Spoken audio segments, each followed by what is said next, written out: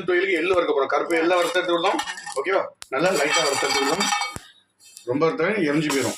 லைட்டாக சொல்லுங்க வறுத்து எடுத்துக்கிட்டோம். மல்லி கொஞ்சம் அக்கா மல்லி. ஓகேவா? இந்த மல்லி அதையும் கொஞ்சம் நம்ம வறுத்து எடுத்துக்கிட்டோம்.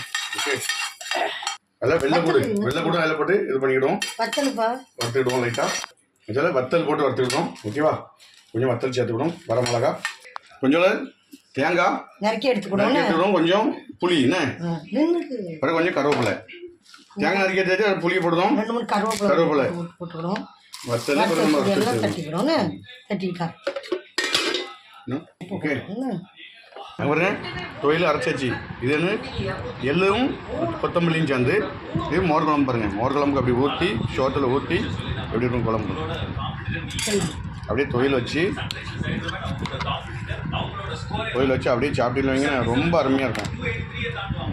இந்த தொழில் அதில் போட்டு அப்படியே பிசைஞ்சு அப்படி சாப்பிட்டுன்னு வைங்கன்னா ரொம்ப டேஸ்ட்டாக அருமையாக இருக்கும். ஓகே, அப்படி சாப்பிட்டா சூப்பர்.